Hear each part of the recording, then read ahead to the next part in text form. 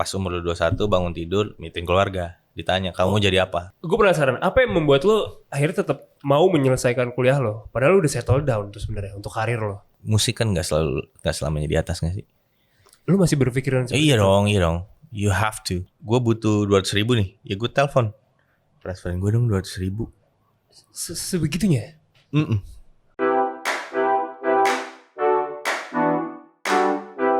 Ya semua selamat datang di Barbar with Akbari. Dan hari ini guest star gue kayaknya no need to introduce. Ada Pamungkas, yes, the one and only di sini ya. Tapi kalau di keluarga lu bukan the one and only Pamungkas kan? Enggak. Karena banyak Pamungkas. Betul.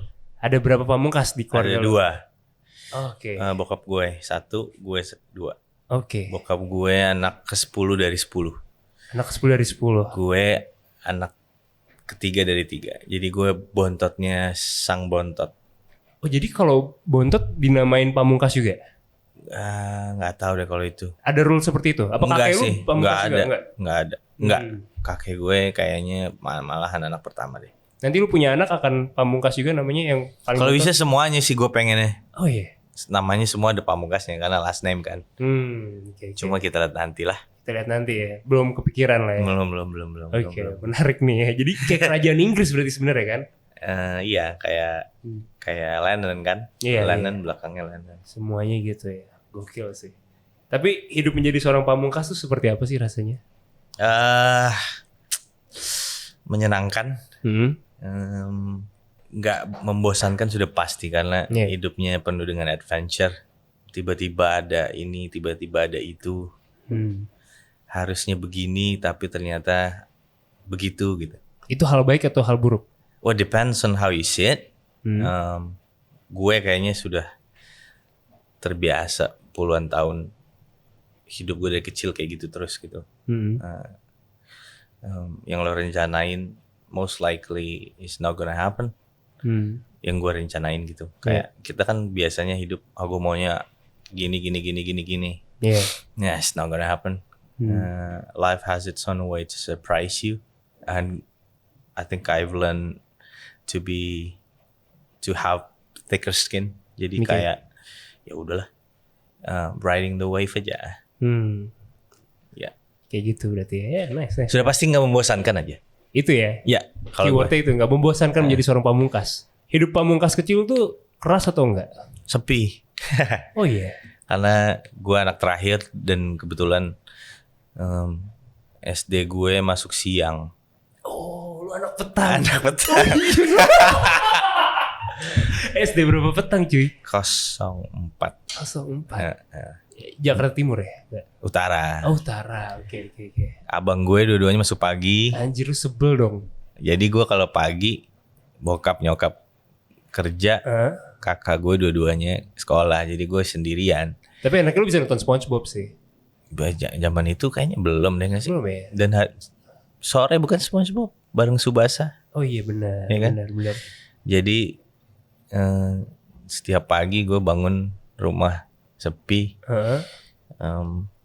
Udah jam 12, jam setengah 12 udah siap-siap sekolah. Gue sekolah, abang gue baru balik kan. Oh iya. Pulang maghrib. Main bola.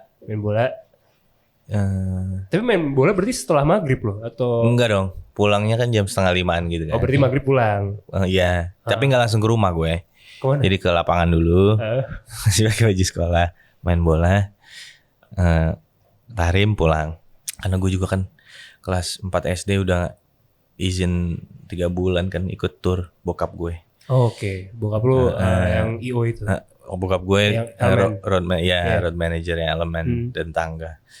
At the time it was lagi tour Elemen, tour Jawa kalau nggak salah. Terus gue kayak aku mau main musik gitu.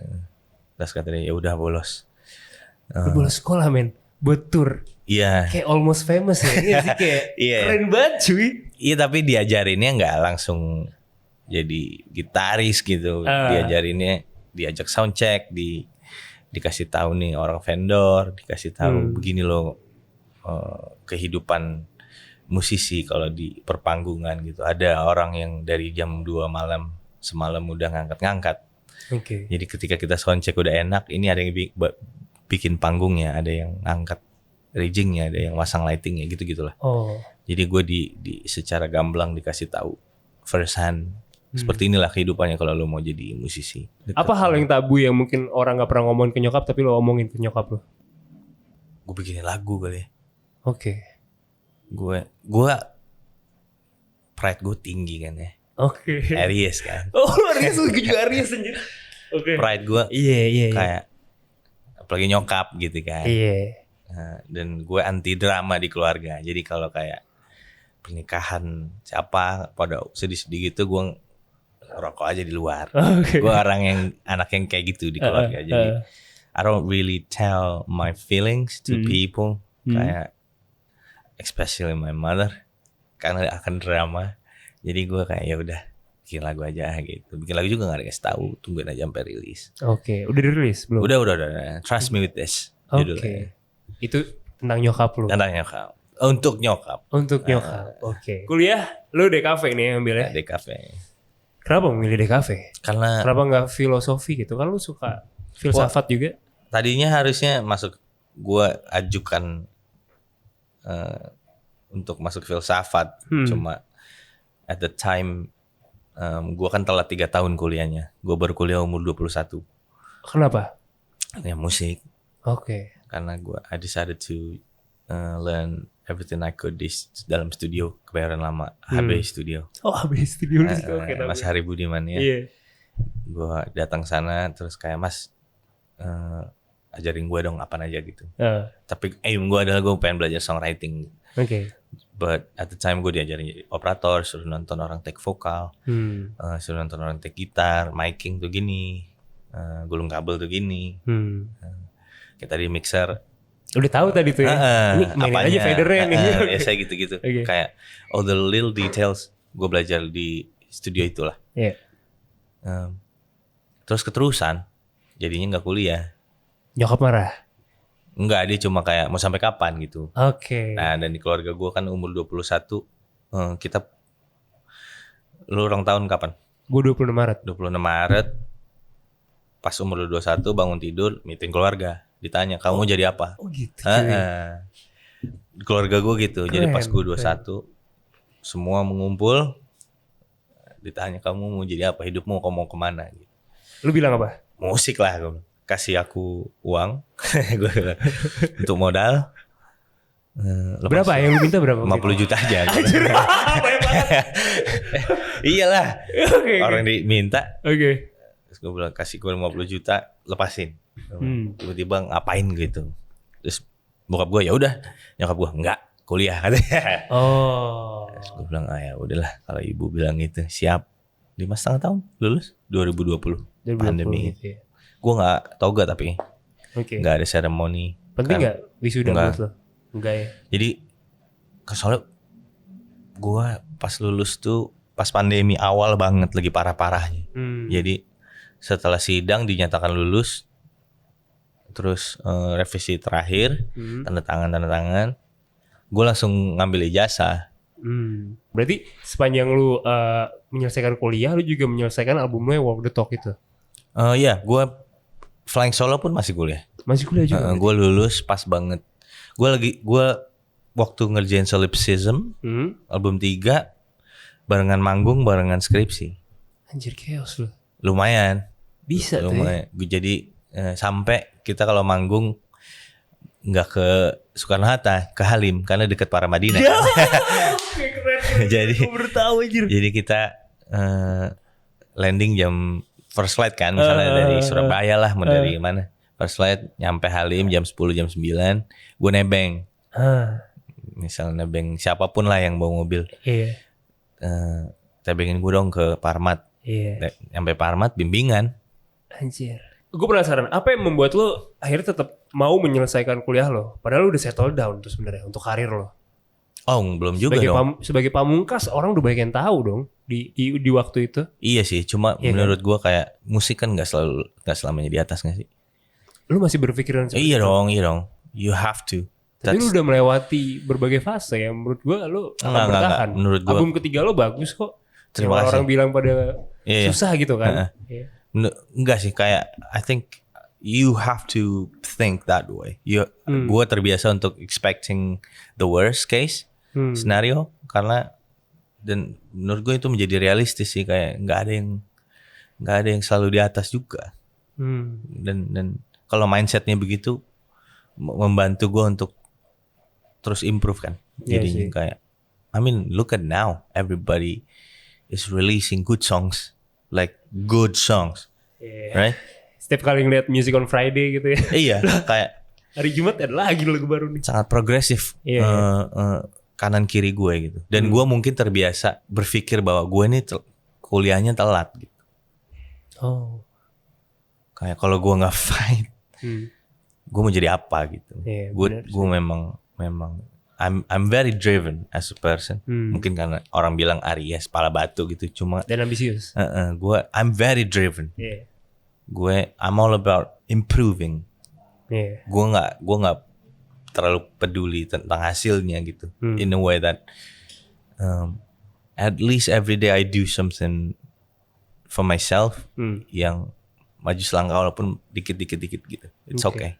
Oke, nice. Kalau gue gitu. Nice. Cukup menjawab sih. Gue juga penasaran nih kalau ngomongin tadi Walk the Talks gitu. Kita lihat materi visualnya itu ada potongan-potongan film gitu kan. Ada alasan apa lu memasuki potongan-potongan film itu? Dan gue tertarik sama ada yang lu pakai Toy Story visualnya, ada yang lu pakai Before Sunrise gitu. Sebenarnya semua yang gue lakukan di album 1 alasannya segala aspek dilakukan seperti itu karena nggak punya uang. Oh gitu. But what I mean was Walk the Talk era tuh bener-bener I had nobody in the process. Terus everybody was so busy. Kayak entah kawan gue, entah sepupu gue. Makanya gue tulisnya intro 1. Wake up home alone. Mommy, daddy's gone. Brothers on other side. Friends are on their own. They didn't pick up my phone. And love left me last year. And I'm all alone and that's alright. It was the intro of the album. It was my anthem. Di saat itu otak gue cuma kayak yang penting gue maju dan gue bikin in whatever way. Di album 2 udah mulai ada modal kan karena gue udah punya 2 manajer at the time. Gue bilang mixing mastering sama orang ya. Cobain. Terus jadi rapi bagus gitu. Terus kayak kok gak kayak Pamungkas ya. Malah jadi in a way that muddy tumpuk-tumpukan di mid frequency jadi somewhat Pamungkas sound music wise gitu loh. Jadi kayak justru di album kedua ketika I had the opportunity to make something that is better dan lebih proper, malah ada ketakutan besar orang yang dengar kayak udah berubah dia nggak kayak album 1 gitu. Oke. Itu menghantui lu? Iya dong. Karena as a musician what I'm selling is my sound. And if I change my sound, I'm changing myself gitu kan. In a way. Jadi akhirnya dengan ketidaksempurnaan itu jadi identity lo. Mau nggak mau jadinya. Oke, nice. Jadinya kekurangan gue jadi dikenalnya karena itu gitu. Your biggest weakness is your biggest power. Quote unquote. Suka sih gue. Kita sekarang ke Flying Solo gitu. Di Flying Solo ada satu lagu yang benar-benar kayak buset nih, gue kayak sampai gue naik bis, naik angkot nih ada nih lagu lo tuh. Ada To The Bone di situ. Oke. Itu lu melihat itu seperti apa sih fenomena To The Bone? Now or semua before? Lapisan masyarakat gitu. Iya, that's strange. Kalau dulu kayak I look at it, karena To The Bone bisa dibilang satu-satunya lagu cinta di album Flying Solo. I grew up listening to lots of good albums. Biasanya ada lagu sedih, lagu cinta, lagu pertemanan. Di album Flying Solo, when I wrote the songs, udah kelar terus gue tengok listnya kayak, wah kok gak ada lagu jatuh cinta ya. Oh jadi To The Bone terakhir. Oh gitu. Kayak kurang apa ya album ini gitu loh. The idea came from that gap. Gue ngerasa ada masih ada ruang untuk lagu cinta di album ini gitu. Terus at the time I was in Bali, ke Sunset Road. Ini yang lu road trip bukan? Bukan. Bukan.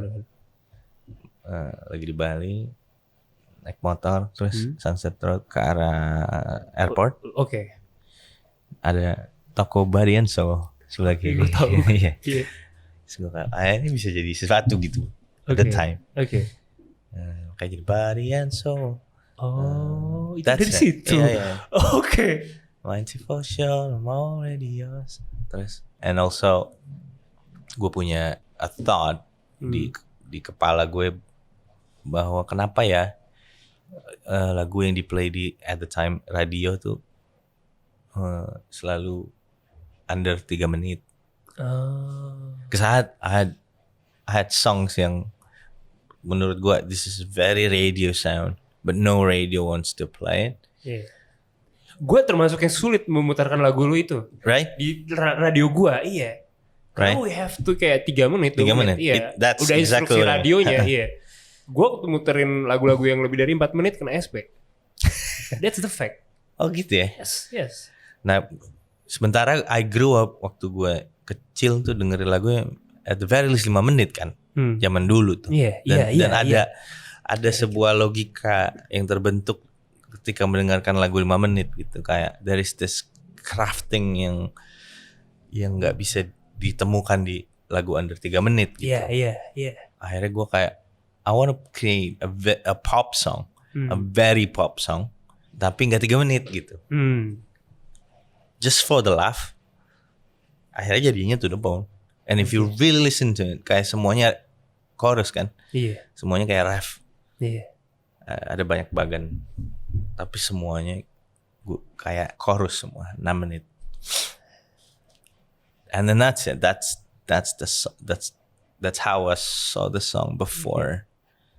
Terus tiba-tiba pandemi kan itu ya. Pandemi ini kan. Oh. Ini. Mas Vincent, Mas Desta. Oke, kenapa dia? Apa tuh? Acara Tonight Show. Tonight Show. Gara-gara itu. Oke. Gara-gara gue ngomong To The Bone yang tulang-tulang itu loh. Oh. Paham? Iya kan? Ingat gak lo? Iya, ingat. Iya karena itu. Oke. Karena waktu di Tonight Show kan kita nggak bisa jawab serius kan? Iya. Karena it's a comedy show. Yes, betul. Terus 2-3 segmen sebelumnya gue setiap ditanya gue selalu jawab serius dan selalu dicengin sama mereka. Emang aja. Jadi gue harus bercanda kan. Iya. It was 2019. Nah. 2021 video itu di-cut sampai tulang-tulangnya itu Wan Pamungkas terus jadi. Dan lu embrace itu ya. Sekarang udah 320-an juta Iya dong. stream di Spotify. It's nice to be an artist that is kelekatan dengan satu lagu. Kayak manggung lu harus bawa lagu ini. It's so nice. Kayak bukan jadi jenuh buat lo. Yeah, of course. Oke. But as an artist that's what you want. Oh, kayak lo manggung kayak orang kayak kalau lagu ini nggak dibawain. You know? Iya. Kayak that's what you want. Although gue pengen banget bawain yang kayak Purple Sky or Nice Day or Retirement of You, tapi kayak nggak bisa. One Only Kenangan Manis, To The Bone. Sorry, you have to sing that. Kita udah jalan dari Bekasi nih Mas, paham gitu. Kok nggak dibawain Kenangan Manis ada gitu. And it's so nice to be an artist that is remembered by us like one song, and To The Bone is in the case. And I'm glad album 1 ada Probably One Only. Kedua ada di album kedua ada To The Bone.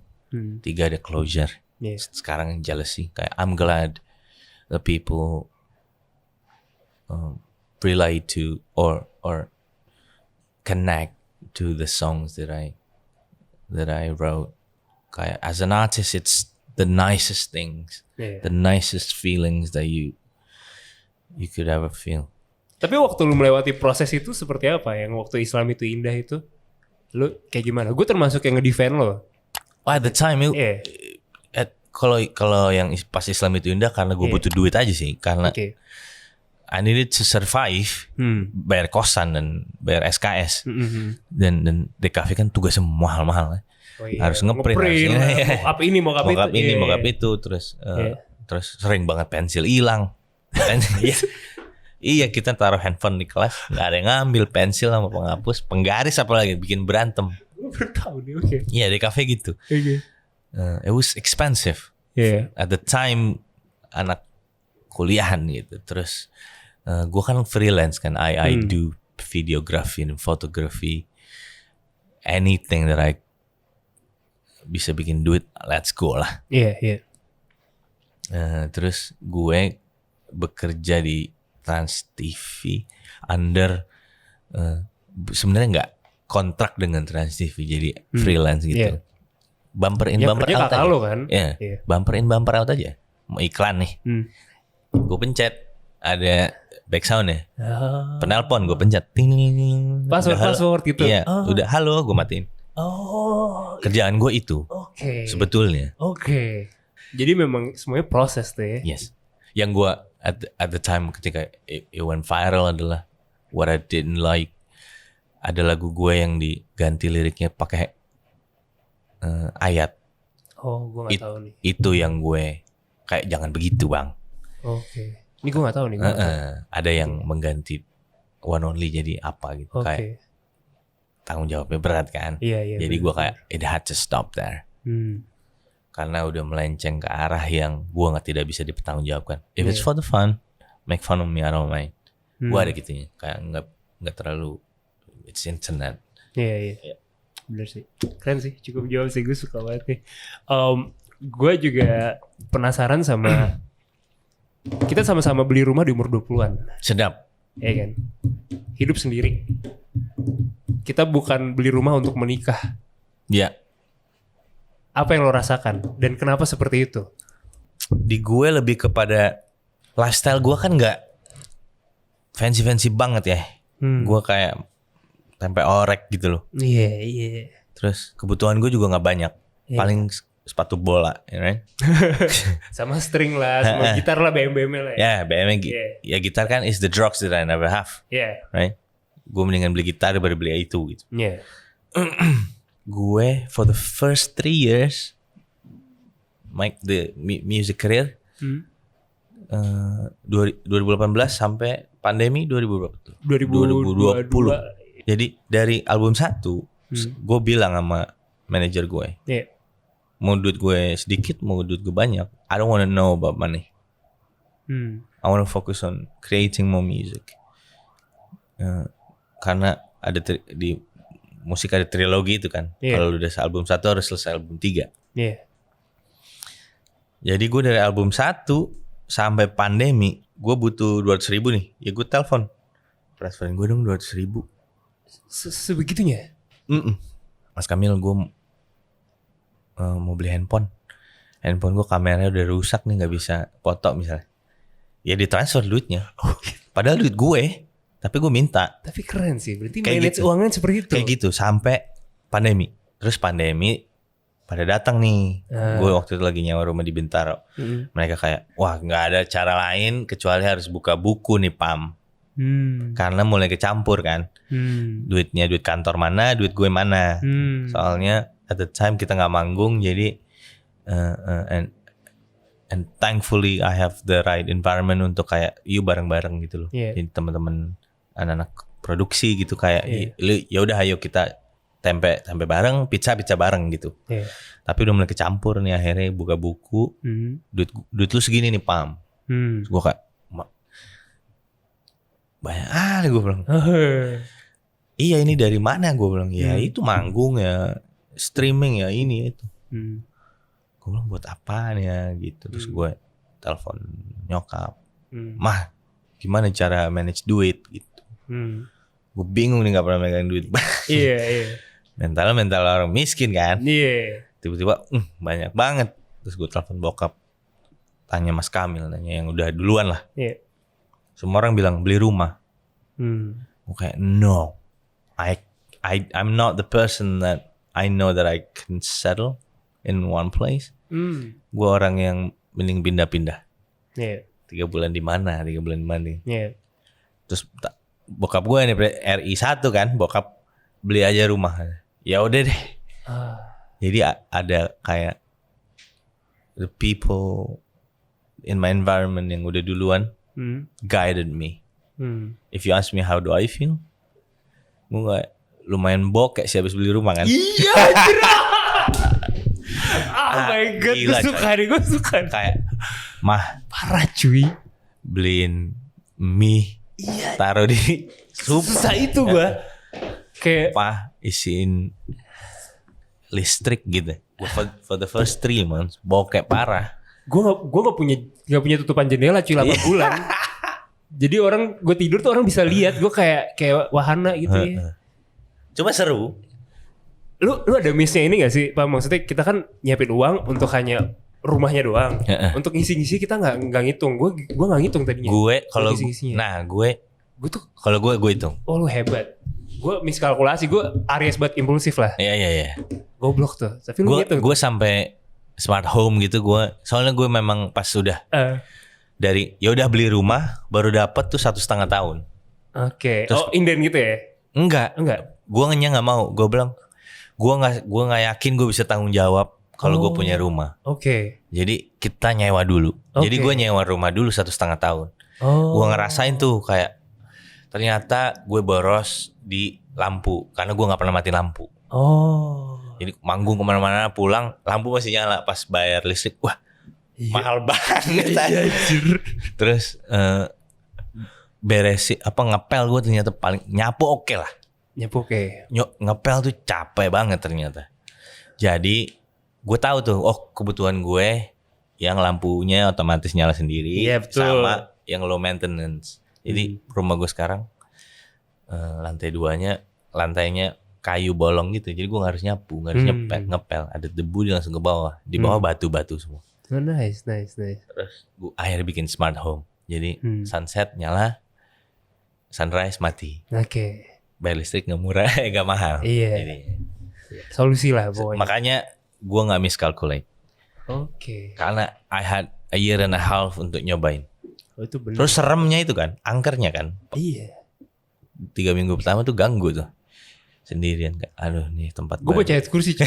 Iya harus. Gue sempet kayak, woi setan lu, gue udah berkecilan anjing gitu. Gue sempet kayak gitu. Lu ada bunyi-bunyi aneh gitu, ada lah ya. Ada dong, pasti. Gue kesel anjing. Kenalan 3 minggu pertama lah. 3 minggu pertama. Cuman apa rasanya hidup sendiri dengan tapi tidak ada ya tadi kan kita beli rumah bukan untuk menikah gitu kan. It's nice. Kan? Menyenangkan.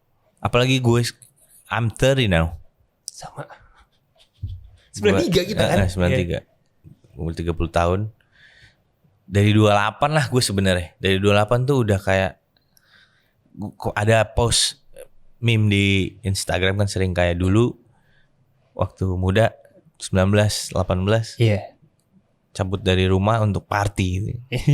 28, 30 cabut dari party untuk pulang. That's so true. It happens to me. Gue kayak kalau party gitu gue melipir pulang. Mendingan di rumah sepi. Mungkin juga karena kerjaan gue musik ya. Kayak I hear a lot of noises. Jadi ketika di rumah silence tuh enak. It happened to me ketika I switched to 28. 28 gue kayak kayaknya di rumah aja deh. Kayaknya di rumah. Sekarang di 30 kalau keluar rumah untuk yang perlu-perlu doang. Kalau bisa misalnya mau ketemu siapa, lu ke rumah aja deh. Mau nggak? Kalau nggak mau kita ke yang sepi aja yuk, kemana gitu. Semakin tua semakin sederhana ternyata. Gue ternyata cuma butuh, mungkin juga karena gue suka ngobrol kan. Jadi kalau party lo sama siapa gitu ya. Gak berkualitas obrolan. That's it. Tapi networking. Sure. Gue juga punya masalah telinga. Dan gue tinnitus gitu kan. Yes. Gue hampir tuli juga, gue terapi. Lu tuh half deaf. Yang kiri apa yang kanan? Kiri. Lu mendengarkan musik seperti apa jadinya? Apakah ada takutan atau gimana? Ada namanya short bowel syndrome. Apa itu? Usus 12 jarinya pendek. That's me. Oh gue gak, oke. Gue lahir ususnya pendek sekali. Karena secara fisik nyokap gue seharusnya tidak melahirkan lagi. Oh. Karena nyokap gue sesar. Oke. Dan at the time 90-an tuh harus 5 tahun baru lu boleh sesar. Iya. Gue baru setahun Iya. muncul. Jadi gue anak yang tidak direncanakan muncul. Dokter bilang, ya wis, anaknya atau ibunya. Oh wow. Ibunya selamat sudah pasti anaknya tidak. Anaknya selamat sudah pasti ibunya tidak. Wow. 93 April 14 lahiran, kata dokternya. Alhamdulillah ibunya selamat. Oh my god. Anaknya hancur. Ususnya makan pisang, yo keluar pisang. Minum es jeruk, ya keluarnya langsung es jeruk. Nggak ada proses, no process at all. Nggak bisa makan, nggak bisa, nggak diproses dengan baik oleh perutnya. Jadi makanya diinfus, makannya dari infus gue. For 3 months or 6 months, I don't know. Oh my god. Gue belum ingat zaman dulu, belum dengar cerita aja. Yeah. 3 for 6 months dengan infusan tekanan, karena tekanan makanya jadi half deaf. That's why. Gitu koneksinya. Makanya nama gue Rezeki Pamungkas dari nenek gue. Kalau memang ini rezekinya Pamungkas bokap gue, rezeki Pamungkas hidupkan. Enggak ya udah, tapi jangan disiksa. Gue sembuh, tapi half deaf. Makanya jadi namanya Rezeki Pamungkas. Wow. Makanya sama bokap dan gue namanya. Oh gitu. Sedap ya. Gila men. Gila men. Keren banget sih. Half deaf sampai 18 kali. Jadi bukan karena tekanan, ada yang diinfus. Gue nggak ngerti lah ya. Pokoknya koneksi ke situ ya. Karena infusnya gue banyak banget di kaki sini ada, di belakang sini ada bekasnya. Ngeri banget sih, kasihan sih. Tapi shout out buat bokap nyokap lu kayak baik, gak bisa, gak mudah ngelewatin itu. Baik kasihan, iya. Makanya gue baru lahir pun udah fight, makanya jadi begini. Fighter loh. Iya. Life is war. Gokil, terima kasih banyak Pamungkas sudah main ke Barbar. Ini saat interview yang menyenangkan. Pokoknya jangan lupa untuk selalu appreciate karya Pamungkas dimanapun dan bentuk apapun. So, gue Pamungkas. Gue Akbari. Sampai ketemu di Barbar berikutnya. Bye-bye.